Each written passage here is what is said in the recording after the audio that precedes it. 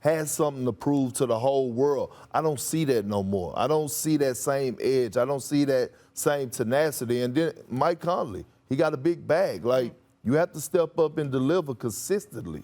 Yeah. All right, let's move over to Joel Embiid, who continued his red-hot play over the weekend. He dropped a cool 36 points to go along with 12 rebounds and 6 assists against the Kings on Saturday. So the process, I don't even know if you can call it the process. It's more like a meat processor at this point. They've been on a tear since Christmas, and it has led to huge change in his MVP odds over a very short period of time. So 2 weeks ago, Joel had 50-1 odds to win MVP. That's according to Caesars Sportsbook. And since then, he's averaged almost 38 points per game and seen his MVP odds go all the way to plus 240. That's the shortest in the entire NBA. So I'd like to welcome back Ramona Shelburne for our Sixers discussion. Ramona, you're an MVP voter. So where is Embiid in that race right now? I mean, doesn't it feel a lot like last year? Embiid, Jokic, Giannis. Yeah. I mean, Kevin Durant, Steph Curry, Ja Morant, those are all the names you're going to hear. But Joel Embiid has got the Sixers a game and a half out of first. A game, if he scores 34 points in his next game, he's going to be leading the league in scoring. He'll pass KD as a scoring leader in this league. I mean, this guy he's going to be back-to-back player of the month probably for January as well. I mean, we can go through the stats here, but he's on pace right now, guys, to average 30 points a game.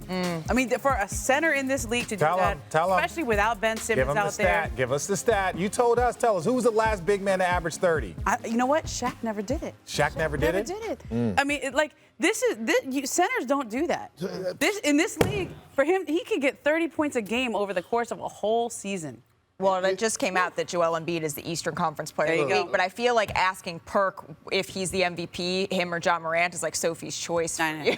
Right, it is. But look, I had him picked as my preseason MVP because I thought he was going to come out and ball like he is without Ben Simmons because he felt like he had a lot to prove. And we know how Joel Embiid mental is. But when you talk about averaging 30, and then we can't even think of another center to do that, not even Jokic. Yep.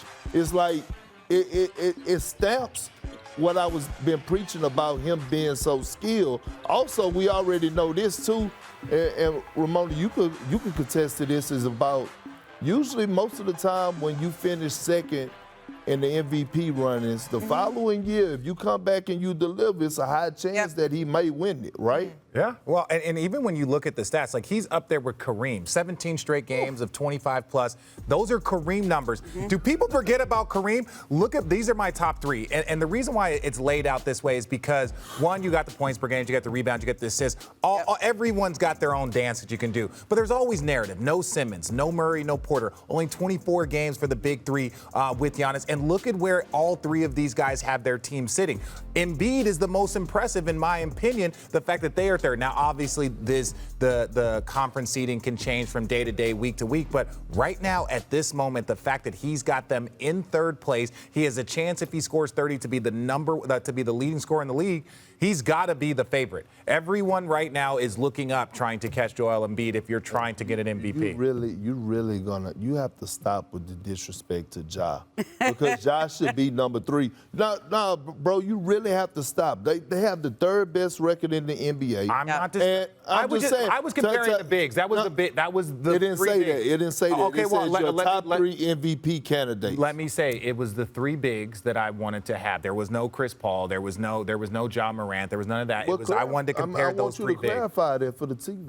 Okay, everyone, that meant that the 3 big men that have been dominating this league for the last couple of months and couple of years, that's what we were comparing. All right, okay? well. Okay? You accept it? You accept his apology? I feel like we're doing this like we're in preschool.